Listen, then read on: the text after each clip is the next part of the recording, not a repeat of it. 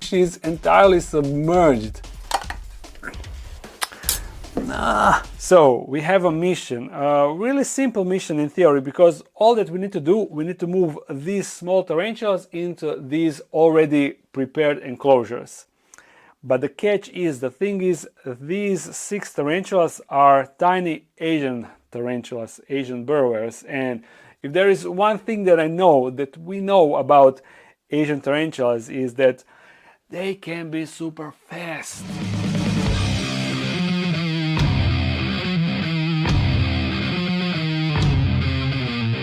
Thankfully, with these 6 Asian slings, we also have 5 New World terrestrial tarantulas, so rehousing them should be easy peasy. There are 2 species. These 3 are Tliltocatl albopilosus, and these 2 are Tliltocatl vagans. So pretty calm tarantulas, and both females are over there behind me, the females that produce these babies. While Asian tarantulas are 3 slings of Phlogiellus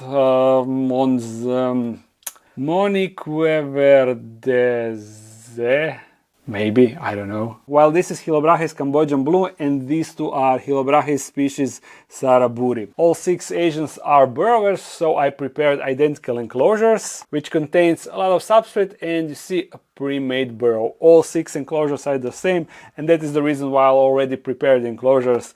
No reason to waste time in the video doing same thing 6 times. And for 5 Tliltocatls, smaller cups with less substrate. The reason, if you are thinking why I didn't include a height for them, there is a reason for that. All of these enclosures are stored in this corner, and when I'm not recording the video, this is the darkest corner of this room, so the tarantula just feels like this entire cup is its burrow, its hide. So let me show you, for example, even when I provide the cork bark for the tarantula, you see they don't really dig underneath. Even though there is enough substrate that she could dig under it, they don't really do that most of the time, so I don't see a point of that. They will get a proper hide when they are bigger and in bigger enclosure, and even then a lot of brachypelmas and Tliltocatls, they just stay outside and don't utilize those hides as you would expect. We are gonna start with albopilosus slings to calm our nerves before we start rehousing the Asians. And can I just acknowledge the fact that you can see in the corner Felix's face. This was not intentional, but awesome. Also a shout out to all of you that ordered a Felix plush. Thank you so much. You are going to love him once he arrives. And before anyone comments, yes, I know that these enclosures are too small for these tarantulas and that I should have rehoused them earlier, but I didn't, and we are doing it now, so yeah, no need to point that out. I am aware. Look now how easy this will be. Just a little pokey, pokey, pokey.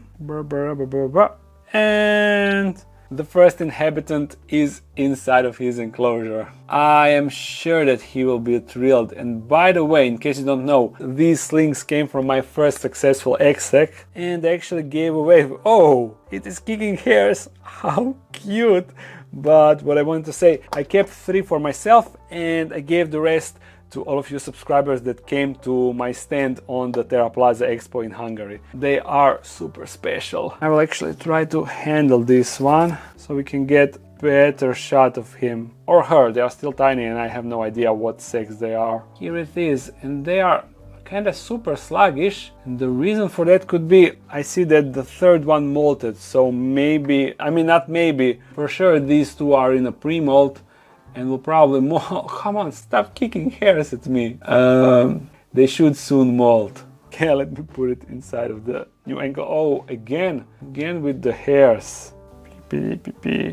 Tarantula cat is already dying just by looking at this video. Enjoy, little one. Now you have a proper space to spread around. It always feels so good to rehouse tarantulas in bigger enclosures. Even though I know that they don't really care that much about it, it is still a good feeling. Now you see, this one actually molted and it is now even bigger.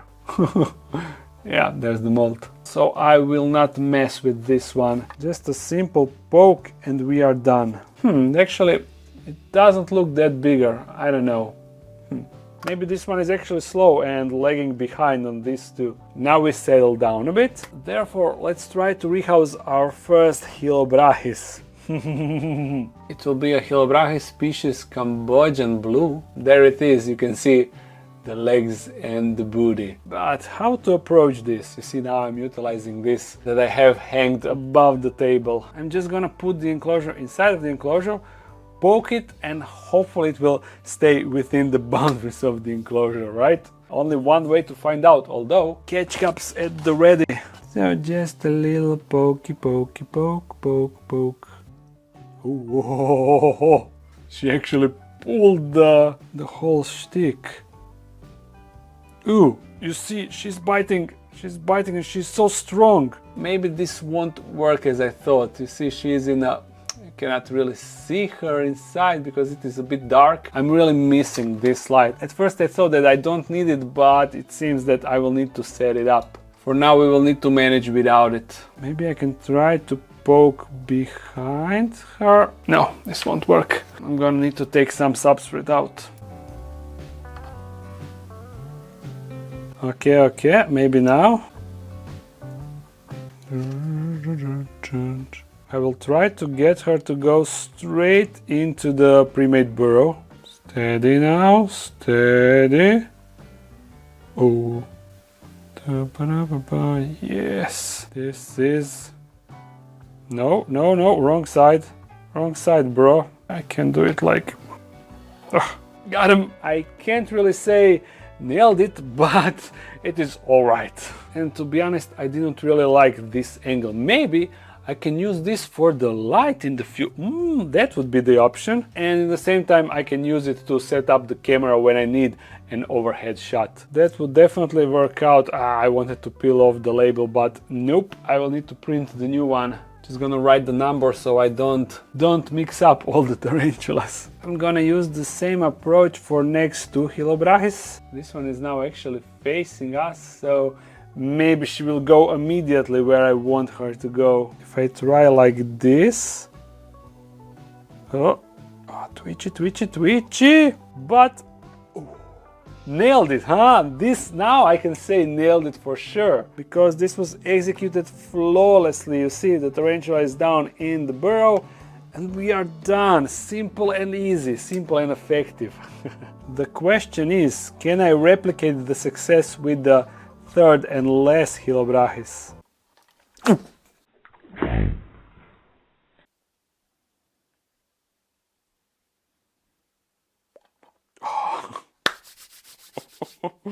Okay, I maybe twitched, but the tarantula is, as you can see, inside.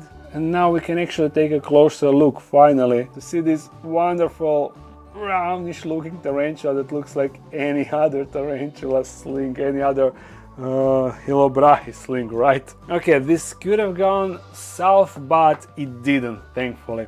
Now, again, to calm our nerves, and let me get this out of...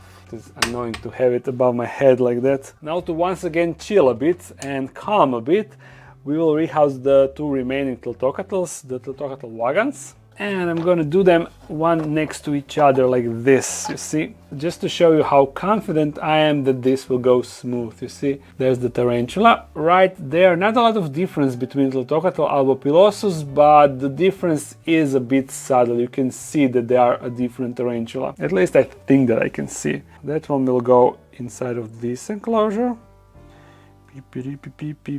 And the other one, this one is kind of fresh.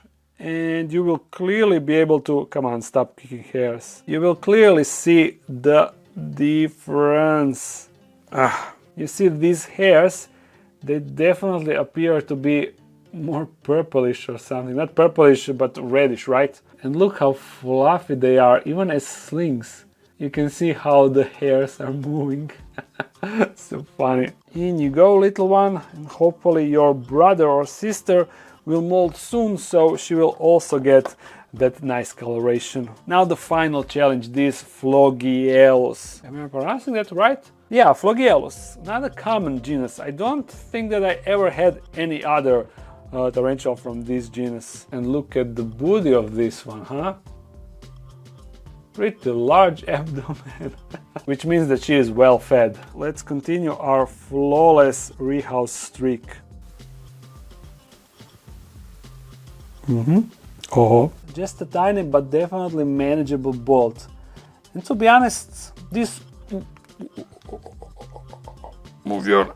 There we go. What I wanted to say, this tarantula doesn't look much different than the other Chilobrachys that we rehoused, although I have no idea how they look as adults, so maybe when they get to adulthood they look a bit different. Unfortunately, we cannot see the booty from this one. It is somewhere down in the enclosure, but nothing that a little bit of poking cannot reveal. I'm actually gonna take a bit of substrate out. Oh, I see tarantula moving inside. Now, my lovely Phlogiellus, you can go straight into the burrow. No. Go back. Yes. Catch up. Although I'm not sure if I need it. This can actually go to my advantage because you see tarantula is right there. And if I lift it slowly... Got him. You need to work smarter, not harder. She's inside. Excellent. And now the last one. Should we try something? I always wanted to try a bit a different tactic, and that is to rehouse the tarantula with water. Basically, you flood the tarantula's burrow with water, and then in theory the tarantula will just bolt outside. This is the last one, so yeah, let's have a bit of fun. Hopefully I won't regret it later on. In this situation, this tactic is really not necessary, but I want to try it out to see how it works, just for when I actually need it, that I know how it goes. In theory, it should be ideal for when you are rehousing a burrowing species, a fossorial species. You don't really want to dig out the entire enclosure. Then in theory, you just flood the burrow and the tarantula just comes outside. At least that is what I read. Let's give it a try. She'll most likely freak out. Ooh, she's already freaking out. I will continue flooding the enclosure. Yep.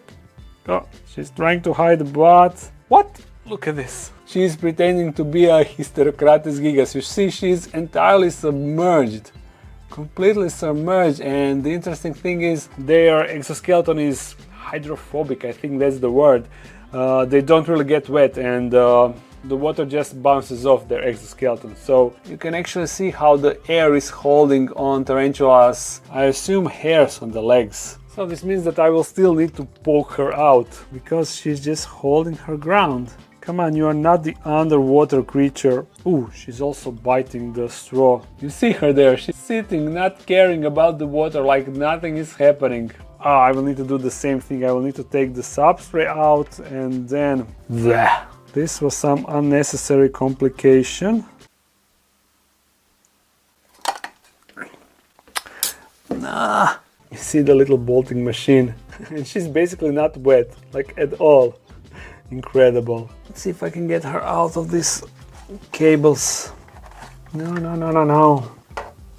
Stupid cables. Let's see if I can outsmart her. Yeah, I got her. No, please, no more playing around. Although, you see, she went straight into a pre-made burrow. Great, this was an unnecessary complication, but I'm glad that we did it. Now I know that tarantula can be submerged without any problem. She definitely didn't care about the water at all. So, I hope that you enjoyed this video. If you did, thumbs it up and comment something. If you want to support this channel more, there's a Patreon page, and also there's a web shop, merch and all that stuff. I upload every Monday, sometimes on Friday there could be potentially something, but mostly it's not. So see you again soon. Bye!